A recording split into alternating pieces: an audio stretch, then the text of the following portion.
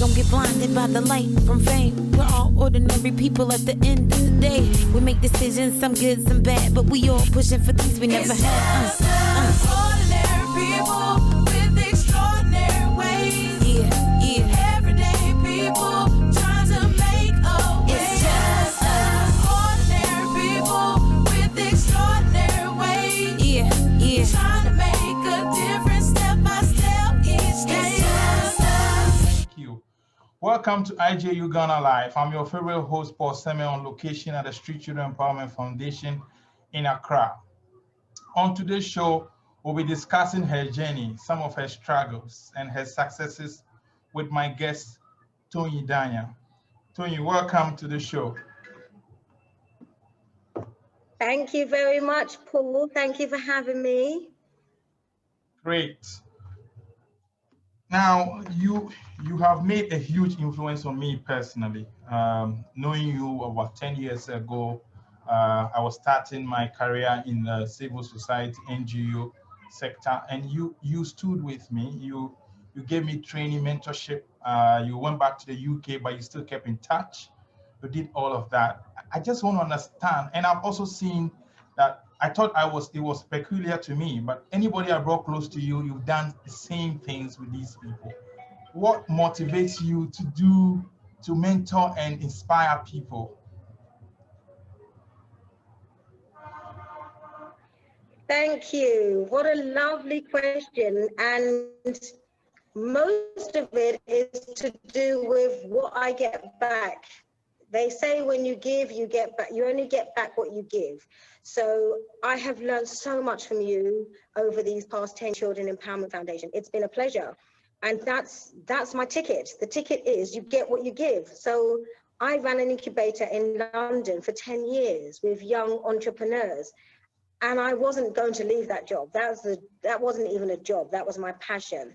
I wasn't even ever going to leave it because it fit me like a glove. Giving back to young people with mentoring, coaching, counseling, training, just holding the hand of someone who hasn't seen much of life, but has got all the drive and determination, but just needs that holding hand. And I'm a sibling with 13 siblings. So I've always held hands for people. So it's really, you know, outside, it's like it was just something that I had to do, that it's like the purpose that I was born for. And I always like to give. I like to receive, but I prefer to give. And when I give, I get back so much. And so I'm sure working with young people has been the core. It's been the core. And to see their journey and to see them surpass what I could ever have taught them and go on to do bigger and better things, that's the prize. That's the benefit.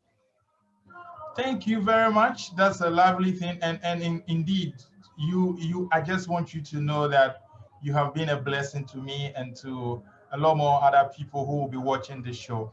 But I'm just curious because in Ghana, on the continent, there's been a big article that if you put even the slave ship on the coast now, voluntarily, our young youth will rush into this ship to end up in the UK or in US or in developed countries.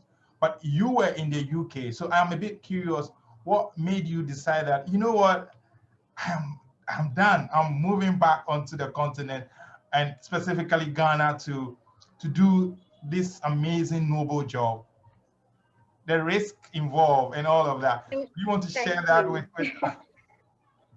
Yeah, and it's not as noble as you think, because as much as I was working with my incubator, I was restless because I was coming to Ghana, coming to Nigeria, coming to Sierra Leone and working with talented young people.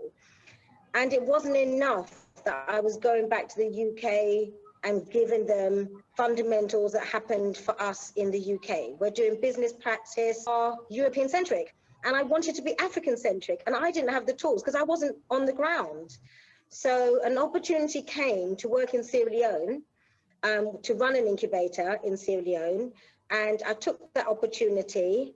I was scared, of course, because leaving all the comforts and the environment that I was used to, with things working the way I was used to go into an environment where I had to relearn a lot of social things and a lot of community things, as well as my culture. I'm Nigerian, but I've spent most of my life in the UK. So to be seen as a Nigerian and everything people feel about Nigerian put onto your shoulders, good, bad, and indifferent, was really hard, because I was really about the work. And people are not about the work. It's about communities. When you work in Africa, it's about community. So it's your tribe, it's your language, it's so many other things that are connecting and binding you. So it was fabulous to watch, but I always felt like an outsider. So Sierra Leone did not work as well for me, but I enjoyed the challenge, which then enabled me to say, okay, that was 2 years, that was Sierra Leone. Where else do I think I can make an impact? And I'm from Nigeria, so I'd go on holidays, etc. And that was my connection back. And I would do development work, etc., and some business consulting. But I didn't want to live in Nigeria. I didn't want to live in Nigeria. Fabulous. I have to tell you, I wanted to live in Ghana. Yeah. I wanted to live in Ghana because I had friends in Ghana. I had a network in Ghana, and I'd gone to Ghana about 6 times with a trade mission. And it gave me enough to do the groundwork. I know what it's like to get out in traffic, to get to meetings on time and people not show up. For people to tell me what their motivations were, and for me to understand from a cultural point of view as opposed to what I'd had in the UK.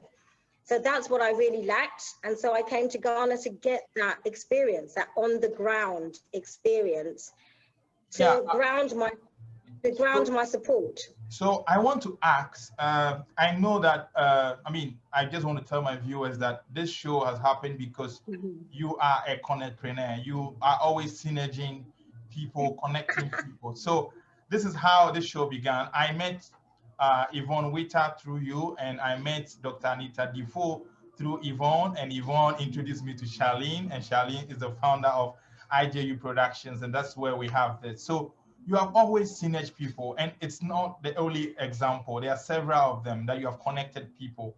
But I want you to share with us, and moving back home, what has been the successes? What has been the challenges being back in Ghana and trying to make it out from here?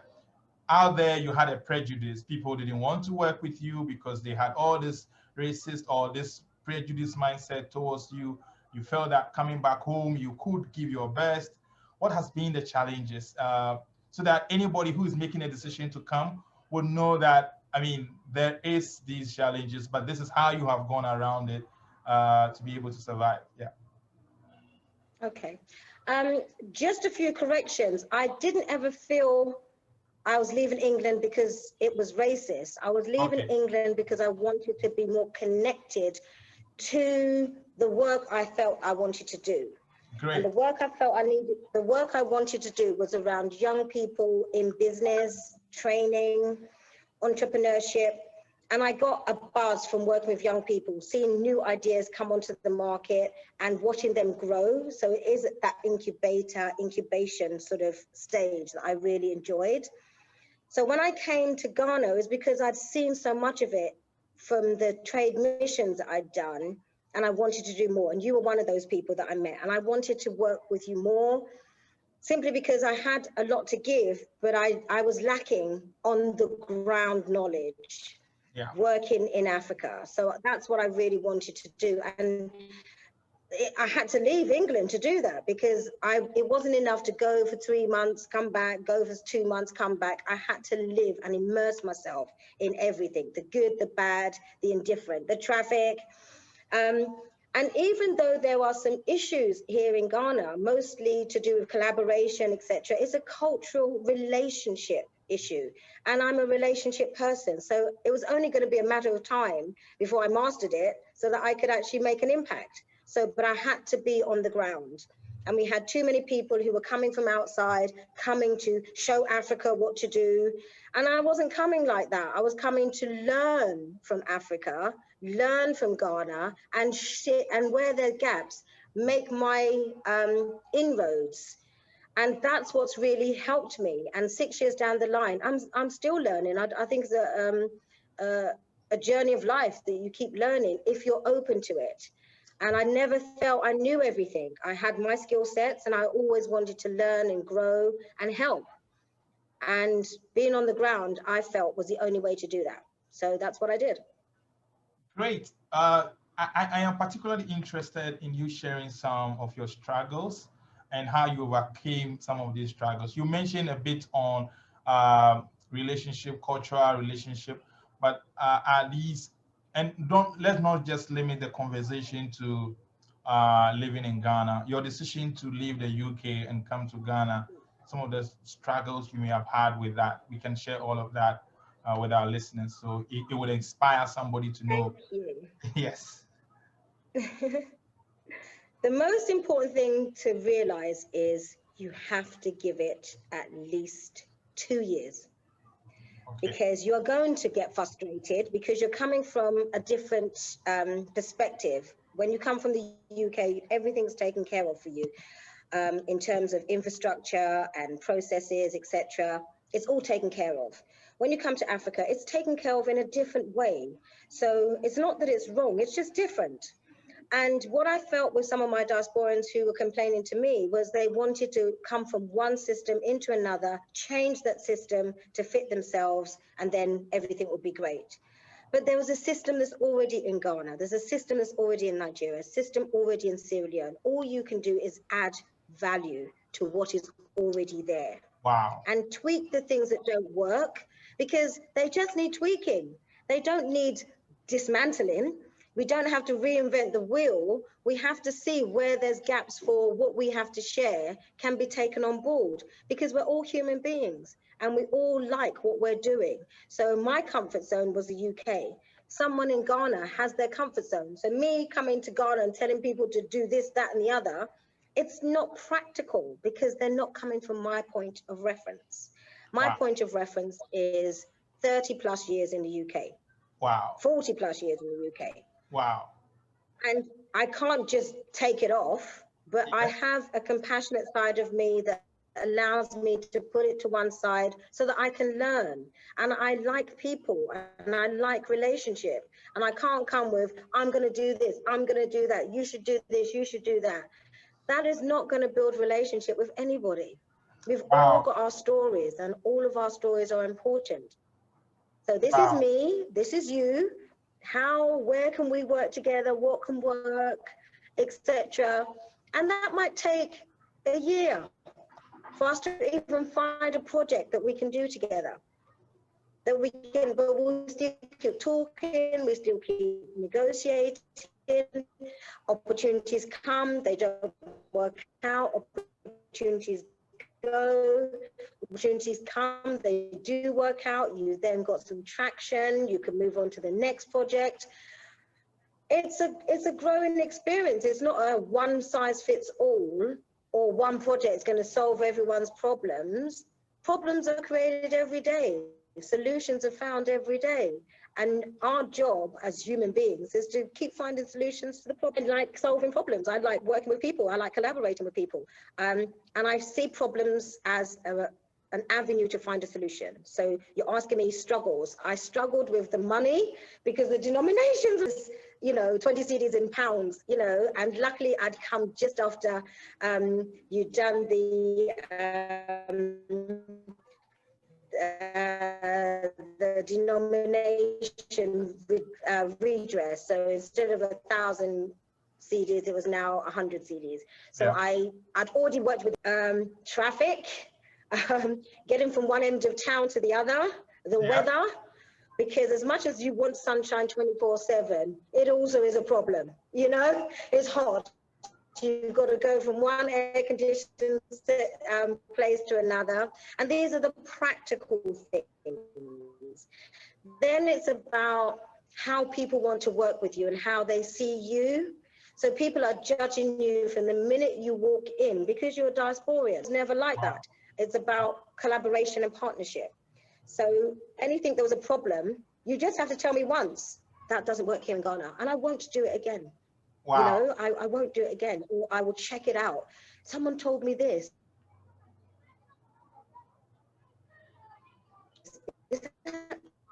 true? Yes, but if you look at it this way or that way, oh, okay, so that might be a better way for me to approach it.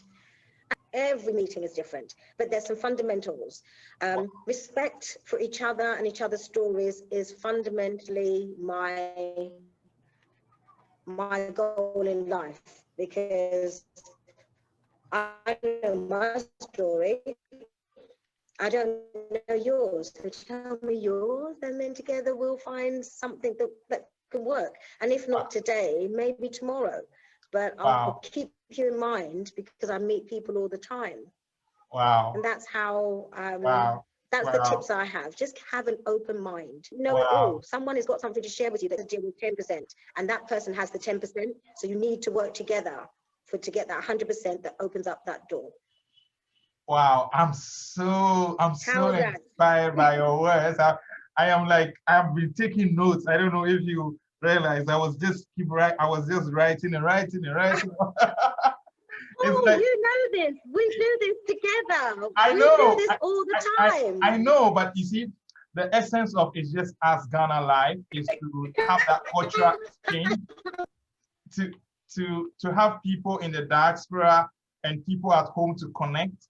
But I mean, listening to you is like that dream is happening right now on this show. Like anybody listening will be like, this is all the clues I need to be able to make it if I'm coming back to the continent.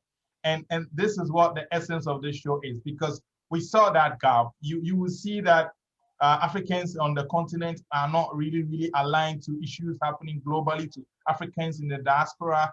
And you wonder, how can we connect? So this show essentially is to make us come together in that spirit and be able to share our success story. And I have to generate a whole article on this. This has been great. Now, you have also demonstrated and told us you've had over 40 years experience in the UK.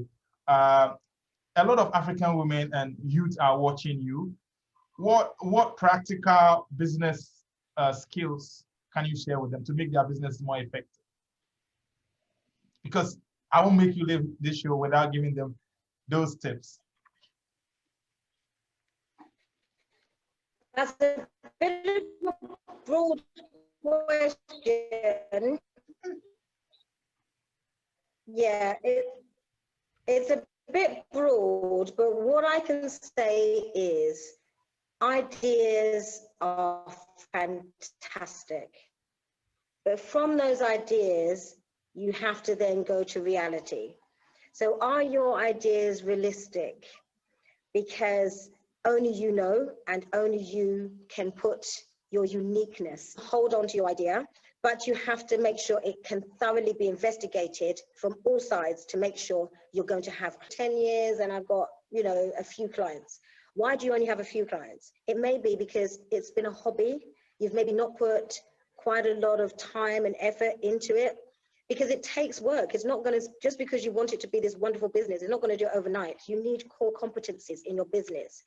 And I talk to people about the E-myth, which is the entrepreneurial myth that says that you should be everything in your business. No, your business needs finance, marketing, sales, administration.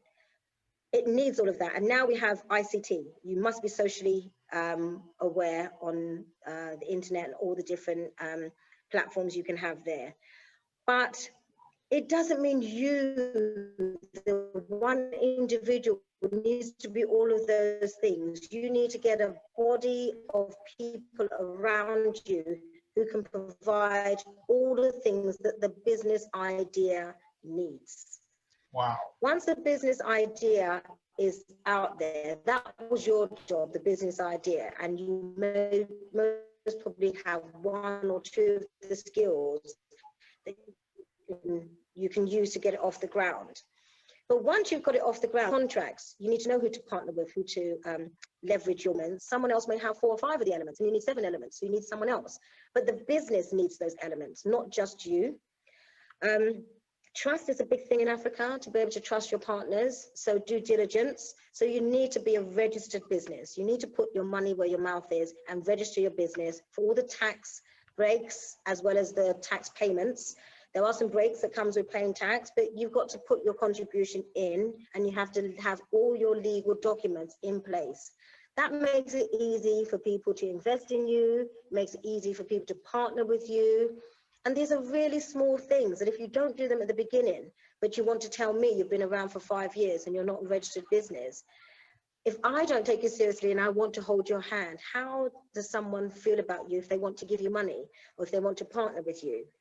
It doesn't take a lot to register your business. It takes the funds, but it doesn't take a lot to do it. And if you don't do it early on, that says something about you as a business person and what you understand about business and how business should be done. And you're sending a message. So those things, they cost money at the time, and part of your due diligence is to find out what things you have to do, how much they cost, and make sure you have that money in place to do those things so you can start it down the road. When it comes to finances, you don't need money for everything, but when money comes in, you need to spend it on what you need to spend it on for the benefits, and then buy a car. Did you say you needed a car? Did you say you needed that leather sofa? Did you say you needed an office? Do you even need an office? Those are the sorts of things that you should be able to talk about, as well as know what your business is and what all the fundamentals of your business need to be. Wow. There's some of the tips. There's some of the tips. Of course, there's loads more, but let me leave it there for some of your feedback. Yes. Oh my God. This is again a whole another article that I have to write. I have to apologize to our listeners. Like I said, I'm on location at the Street Children Empowerment Foundation, which is in Accra Central. Once in a while, you may have background noises. The internet may not be as stable, but hey, you are getting a lot of value, and I'm sure you can deal with a little background noise coming straight from Accra. Now, I also have seen your phenomenal work with women, and you have been chosen as a Women Entrepreneurship Day Ambassador for Ghana. Can you tell us a bit about that before we go into all the other wonderful, amazing things you've been doing since you came to Ghana?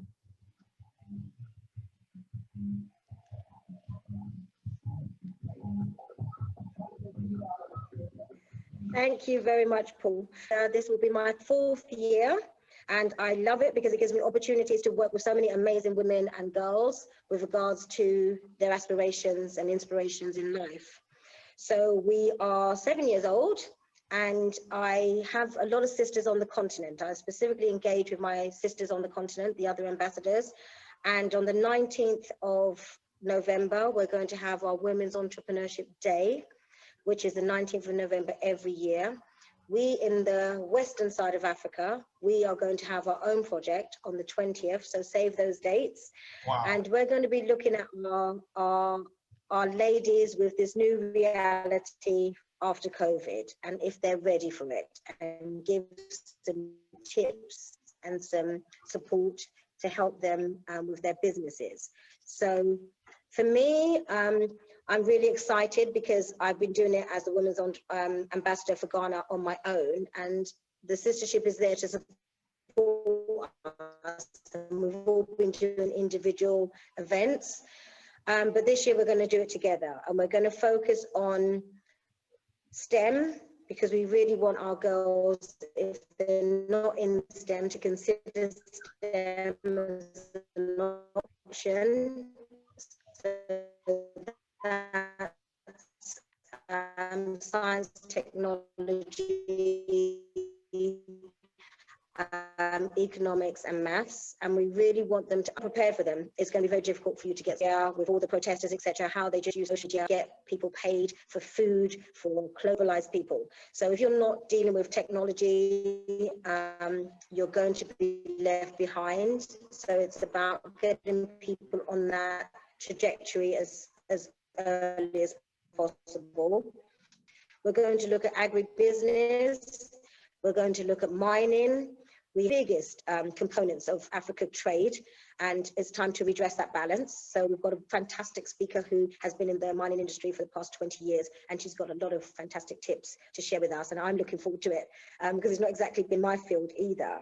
Wow. We're also looking at agriculture and agri-biz, because that is the biggest thing that Africa has to offer. We export to all the different countries in the world, and we need to do better with our raw products and turn them into mechanized products so that we get the value add and we start getting more of the pie, so to speak. So it's great to see Ghana working with the One District, One Factory so that we're getting more mechanical, and we want to showcase some people who've done that to a good extent and want to continue doing that, and looking for partners, partnerships, projects for that. We're also looking at education, and I'm going to bring in my street children for that. Yes. But we really want to raise people out of poverty and have to keep learning. Yeah, I was just going to come to that. You're in it, don't worry. Yeah, You're there already. before I come to that, you are also doing an amazing job with MEST Africa, helping with a special project. I want you to share briefly, touch briefly on that project. Then you can open up on all the other amazing volunteering time and capacity building you are giving to Street Children Empowerment Foundation. You've done something with Afford, done something with USAID. You can kind of let the listeners know how you have given and how it has made you a better person and it's making you still impact more people.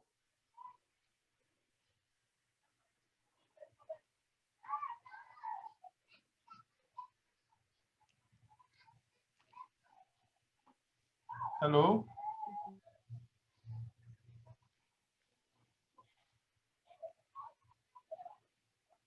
So my to Ghana contacted them because they're an incubator. Can you hear me? Yes, I can hear you now, yes. I lost you for a bit, but I can hear you now. Can you? Oh, good. Okay. So I contacted MEST, and this is another thing about relationship.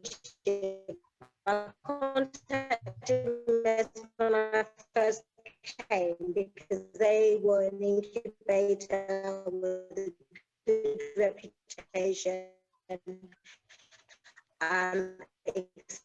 And I wanted just to connect with them to see how I could work with.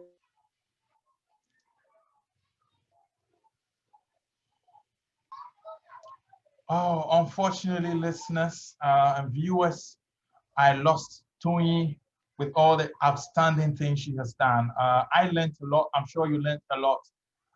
She will definitely be back on this show. I can promise you that she's somebody who I have personally learned a lot from, like I said in the beginning, and I'm sure you are.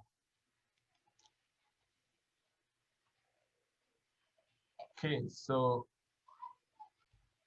hello, listeners. I have to apologize. The network has been bad, and I lost Toyin in the middle of a very, very important discussion. By the way, we were almost bringing our conversation to an end. I'm sure you learned a lot.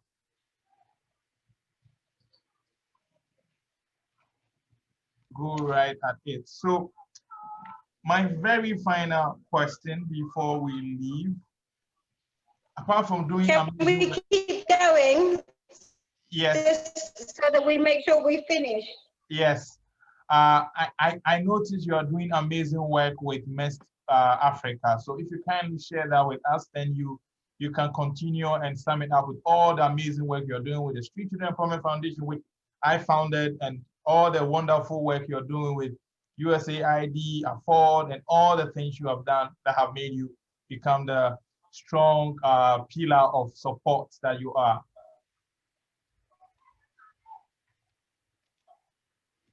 Oh, wow. Okay. So, Street Children Empowerment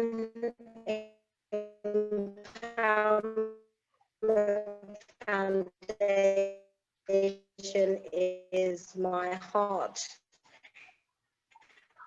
I saw you at the beginning when you had it as a concept. I saw where you were working. I saw how you could see the different things that you could offer with regards to helping street children. Your story really moved me and how dedicated you were. because you're a professional young man, you could be anywhere in the world doing anything you want, and you choose to be at home working with street children and immersing yourself in this type of work is very commendable. And because I'd been on that journey with you, it was no problem for me to and bring godparents to you. We'd be there for you if you didn't have the accountability, traceability, impact, deliver. Had that not been the case, we might not be talking now. But you know, there has to be a quid pro quo from both sides. I know what I'm bringing, but I can't bring someone to.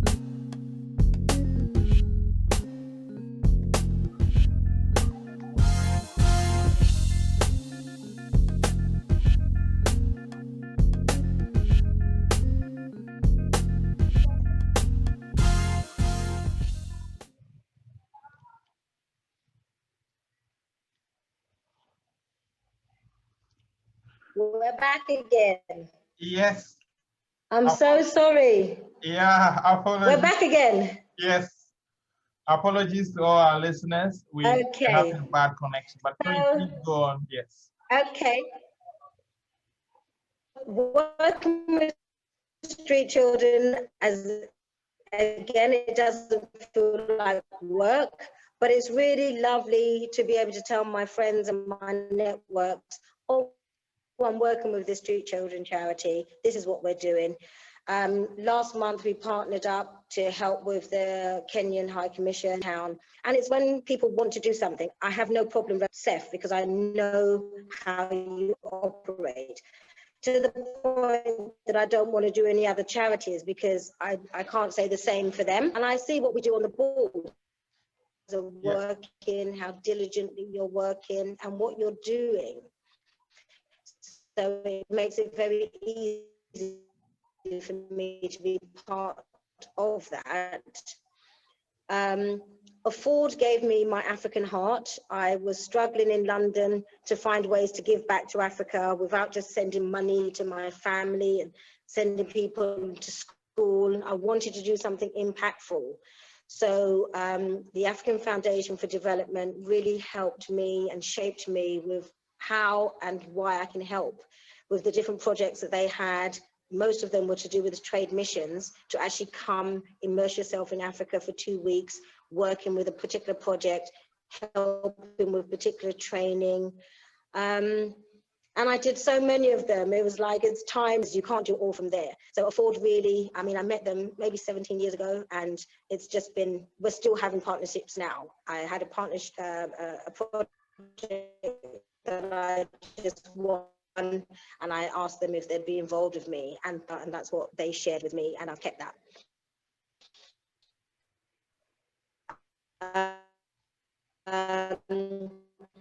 Working with USAID and Comic Relief. I'll speak about Comic Relief because Comic Relief came through the African Foundation for Development. And they really believe that some of the projects that working with them and working with their KPIs and their timelines and their vision and our vision and how we matched what they wanted to do and were able to deliver on that project for them. With all the complications that I found in Syria, I was really happy to say that it's still in operation. The Afford Business Centre, ABC, is still, so it's really in the UK and completely in America. I can't come for a field visit and expect everything to run smoothly. You need to billion and work with my partners, but it's also not the right place for me for my continuing journey, and I found Ghana to be more conducive for the impacting things I want to do. But there are other things I'm going to be doing in Sierra Leone, and I'm looking forward to that. And I've got some wonderful Sierra Leone partners in my Women's Entrepreneurship Day family. So you start with an experience and you just grow and grow it. And that's how I like to work. I am saying we because myself and all the listeners, we have learned a lot today. We would love to have you come back on the show at some point. Would you come back? But before we let you go, please share with my listening audience one fun fact about yourself. Anytime. Yeah, fun fact about yourself. Share with us a fun fact about yourself before you go. A fun fact. Yeah. I came to Ghana, I'd spent about 10 years going backwards and forwards around the ski, and I have a group of fantastic Black professionals who ski all over the world, and we have so much fun. And people are like, but it's cold. But that has also become a sisterhood. We're called the Skisters, and we just have an amazing time traveling the world, doing things that we enjoy, and skiing was a way to bring us together. And now we do lots of other things, music festivals, Formula One racing. We do quite a lot of other events. And it's a fun fact because that's the fun I have. I save up my money so I can do these types of things. If I'm not impacting other people's business, I'm impacting life experience. Wow. Thank you very much for being on the show. We're honored to have you, and we would definitely be calling on you to be back if we need more answers. Thank you very much, and it's been amazing having you. Thank you, listeners. Okay. Thank you, Paul. Yeah, thank you very much. You've been watching IJU Ghana Live, listening to our show from the US, from Ghana. You can listen to this broadcast again on YouTube, IJU Ghana Live. Subscribe to that channel so you will never miss such important conversations and updates like this one. And till then, till we meet again, it's your favorite host, Paul Semeh, on location at the Street Children Empowerment Foundation. Apologies for any internet hiccups and any breaks in background noises and all of that. This is Africa. Welcome home. And let's continue to share our stories and inspire each other. Toyin, let's connect. Let's keep sharing the story. And this spirit will keep going on. So we are all able to share our story. Thank you very much and have a lovely day.